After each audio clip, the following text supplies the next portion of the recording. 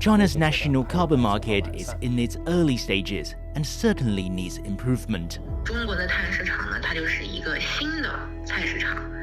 Currently, there are not many options in our carbon market. In contrast, the EU's carbon market is more like a big Walmart, with all kinds of products and a steady stream of both suppliers and customers.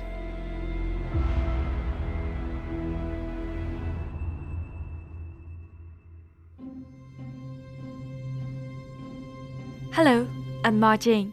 Welcome to our special series, Greener China, A Journey to 2060.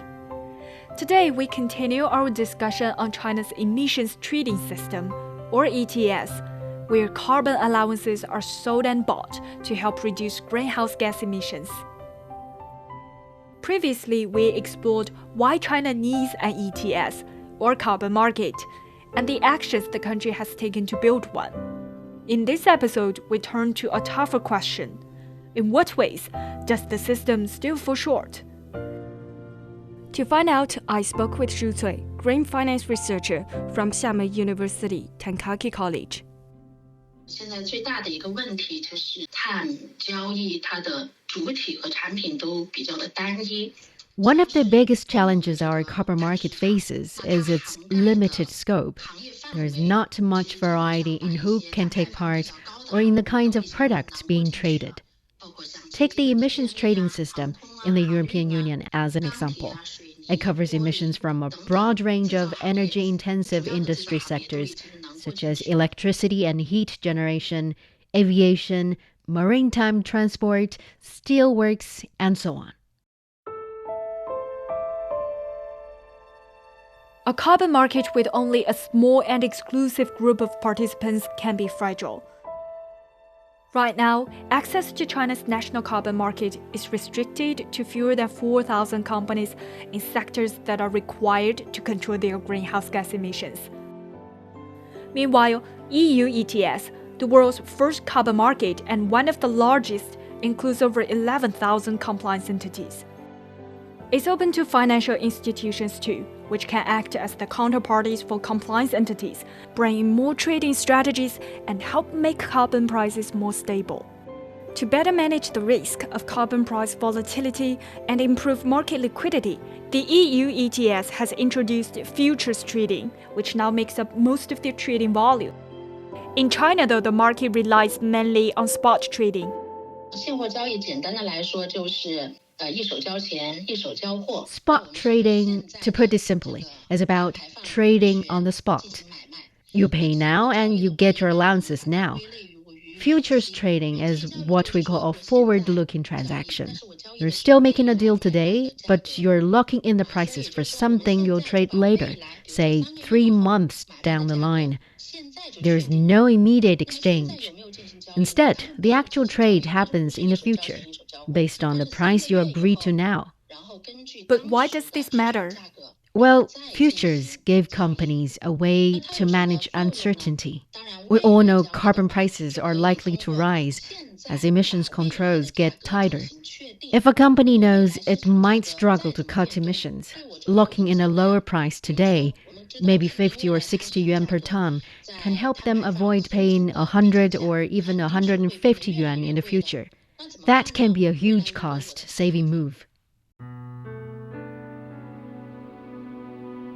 Zhang Gao, Executive General Manager of China Carbon Emissions Registration and Clearing Corporation, acknowledged that China's national carbon market remains in the early stages of its development. 那么在初级阶段呢，我们更多的是发挥这样一个市场功能。 At this moment, the focus is on letting the market do the main job, which helps shape a more effective carbon pricing mechanism. Carbon price is mainly determined by the supply and demand for carbon allowances, while also being influenced by government regulations and behaviors of market participants. According to the World Bank, China's average carbon price last year was about $13 per ton of carbon dioxide, far lower than the EU's $61. That might sound like a good deal for businesses, but it's actually a problem. Lian Luning, a researcher at China Biodiversity Conservation and Green Development Foundation, noted that when carbon price is low, polluting stays cheap. 价格太低，然后就可能会让企业觉得，排碳成本不高。 When the carbon price is too low, it doesn't create much pressure for companies to cut their emissions. If the cost of polluting is cheap, why bother to change? Low carbon prices also offer little reward to companies that are actively reducing their carbon emissions and hoping to profit from the carbon market. 我们对于碳配额的分配方式是完全的无偿化分配的。 For now, compliance companies in China receive their allocated carbon allowances for free. As long as they stay under that cap, they're in the clear. But Associate Professor Zhu Cui sees free allocation as a major reason why the market is sluggish. 不花钱的这个碳配额的话，那当然交易起来的话，企业它就会没有一个压力。 Free allowances mean less pressure for companies. If a company emits less than its allowance, it can simply hold on to the surplus for next year, especially since free carbon allowances are expected to tighten in the future. So, many are reluctant to sell. In that case, companies with higher emissions who want to buy extra allowances often cannot find any on the market. As a result, the trading volume of China's national carbon market stays low. On the flip side, companies need time to adjust. Transitioning from emitting greenhouse gases for free to actually paying for their pollution isn't easy. Xu Gang, production director of a cement company, expressed concerns about the potential costs they'll face in the carbon market.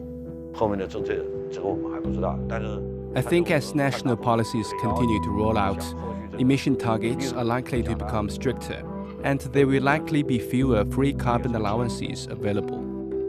Associate Professor Zhu Cui pointed out the same trend. 从未来来看的话，为了促进企业提高一个碳排放的一个效率。 Looking ahead, to reduce emissions effectively and hit its 2060 carbon neutrality goal, China will need to gradually tighten the gap and shift toward paid allocation. The carbon prices will continue to rise too. In fact, since its launch in July 2021, China's national carbon market has seen a steady rise in carbon prices, with last year's levels nearly doubling the initial figures. On a broader scale, low carbon pricing remains a global challenge, even after a decade of strong growth. According to the World Bank report on state and trends of carbon pricing 2024, the High-Level Commission on Carbon Prices pointed out that in 2024, only 7 out of 75 carbon pricing instruments in operation throughout the world reached $63 per ton of CO2 equivalent.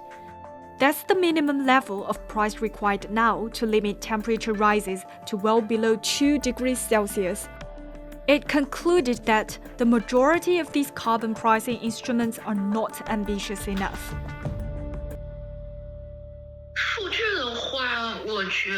I think data is also crucial for carbon trading. In addition, researcher Lian Luning reminded me of the importance of emissions data in the functioning of a carbon market. The measurement of companies' greenhouse gas emissions follows a process called MRV, which stands for Monitoring, Reporting, and Verification. Zhu Cui explained the process.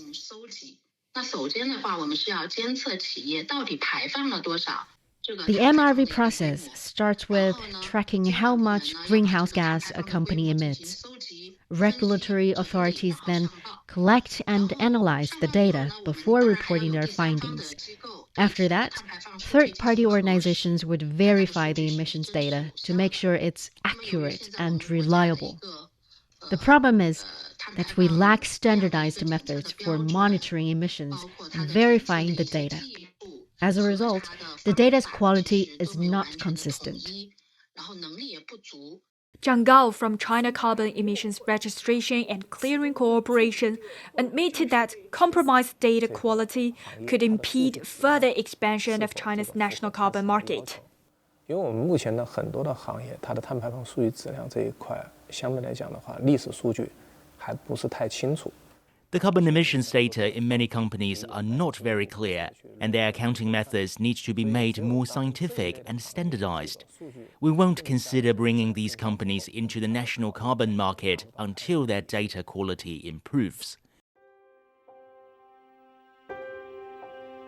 通过建设完善全国碳市场管理平台，利用区块链、数字化。 Earlier this year, Chinese authorities emphasized the importance of leveraging advanced digital technologies like tamper-proof blockchain and high-precision sensors to support the entire monitoring, reporting, and verification process to measure greenhouse gas emissions. For companies already participating in the market, Associate Professor Zhu Cui observed that trading tends to spike right before compliance deadlines. This shows that many businesses are only trading because they have to, rather than strategically managing their carbon assets or seeking opportunities for profit and innovation. The road ahead is challenging, but Zhu Cui told me there are clear steps forward. 那我们国家呢，从刚开始的这个全国碳交易市场的建立，只纳入了发电行业。 When China's national carbon market was first established, it only included the power sector. This year, 3 major high-emission industries, steel, cement, and aluminum smelting, have been added to the market. As a result, the market's coverage has grown from 40 to 60% of China's total CO2 emissions. Zhang Gao said they aim to boost that number to 75% by 2030. 争取在2030年之前，我们还有其他的这样，包括化工啊、航空啊。 We plan to include the 8 most carbon-intensive industries in China, including chemicals and aviation, into the national ETS by 2030. 然后同时呢，也推出这个探索推出有偿分配这个相关的一些制度。 At the same time, we are considering introducing a paid allocation system to distribute carbon allowances. 会进一步探索这个丰富我们的这个市场的交易主体，也就是进一步丰富新的行业纳入碳市场。 As it develops, we aim to find ways to bring more companies into the market and explore new types of trading methods and products. 加快建成这个更加有效、更有活力和更具国际影响力的碳市场体系。 Paid allocation systems aren't entirely new in China.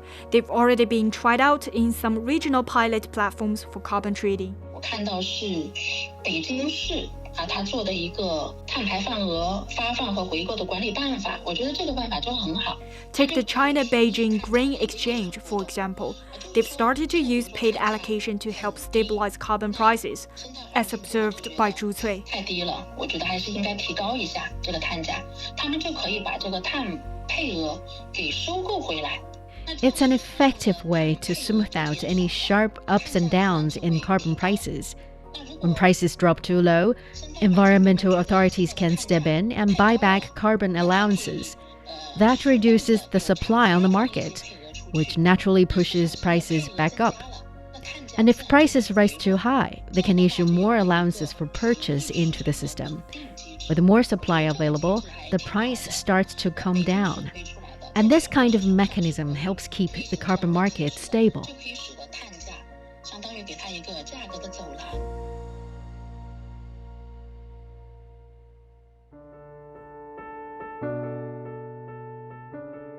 Introducing such practices and the paid allocation system to the national market is now high on its agenda. From expanding market coverage and improving carbon pricing to building a more transparent system, each step reflects China's commitment to making its carbon market a key driver of its climate goals. The road to carbon neutrality won't be easy, but the direction is clear and the momentum is growing.